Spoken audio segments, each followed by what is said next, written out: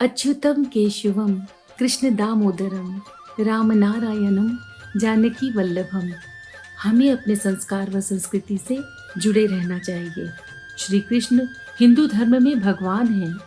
कन्हैया, श्याम, गोपाल, केशव, द्वारकाधीश, वासुदेव आदि नामों से उन्हें जाना जाता है। इनका जन्म द्वापर युग में हुआ था। कृष्ण जी को युग पुरुष कहते हैं। भगवत गीता कृष्ण और अर्जुन का संवाद है। ये ग्रंथ आज भी पूरे विश्व में लोकप्रिय है। इस उपदेश के लिए कृष्ण जी को जगत गुरु का सम्मान दिया जाता है। श्री कृष्ण ने अपनी कई लीलाएं दिखाई हैं। कभी गोवर्धन पर्वत उठा लिया तो कभी असुरों का वध किया, कभी कालिया नाग का वध किया तो कभी कंस का वध किया, कभी गोपियों के संग रास रचाया तो कभी अपनी मुरली की मधुर धुन से राधा ही नहीं सबको मोहित कर दिया। यह वीडियो आपको श्री कृष्ण के जन्म के विषय में अवगत कराएगा। मथुरा के राजा कंस का अत्याचार बढ़ता ही जा रहा था। वह सब पर जुर्म कर रहा था। यहाँ तक कि तपस्वी और योगियों पर भी वह अत्याचार कर रहा था। वह उनसे कहता कि मैं ही भगवान हूँ, मेरी पूजा करो। सब बहुत दुखी थे।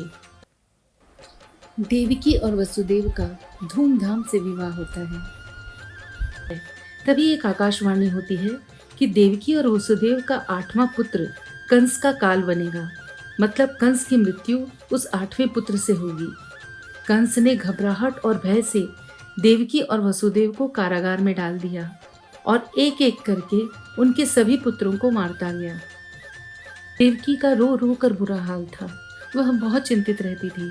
देवकी का 8वां पुत्र बनकर स्वयं नारायण उनके गर्भ में आए।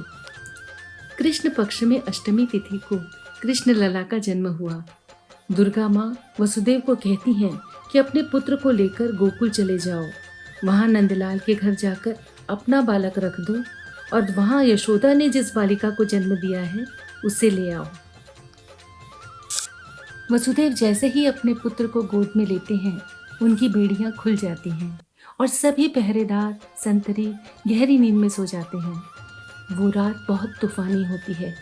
वसुदेव अपने पुत्र को गोद में लिए गोकुल की तरफ निकल पड़ते हैं। वसुदेव को वहां एक टोकरी दिखती है। उसमें अपने पुत्र को रखकर वे तेज बारिश में और कड़कड़ाती बिजली में यमुना नदी पार करने लगते हैं। तब शेष नाग आते हैं और छत्र बनकर प्रभु को बारिश से बचाते हैं। यमुना नदी का पानी बढ़ता ही जाता है। यमुना नदी कहती है कि मैं चरण पखारे बिना भगवान आपको जाने नहीं दूंगी। तब शिशु रूपी प्रभु मुस्कुराकर अपना पैर बाहर निकालते हैं। यमुना नदी ने उनका चरण छू लिया।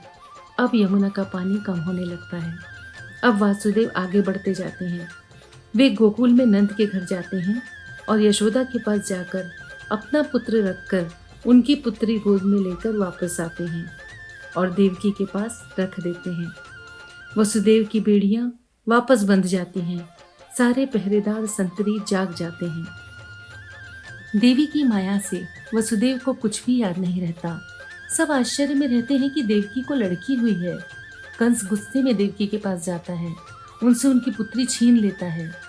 कंस सोच में पड़ जाता है कि आकाशवाणी झूठी नहीं होती तो लड़की कैसे हुई।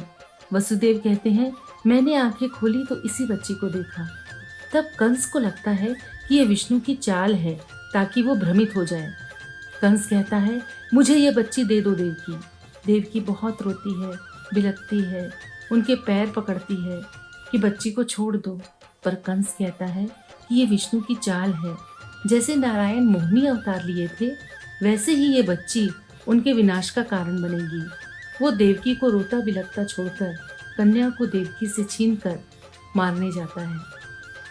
जैसे ही वो उस बच्ची को मारना चाहता है, बच्ची दुर्गा का रूप ले लेती है।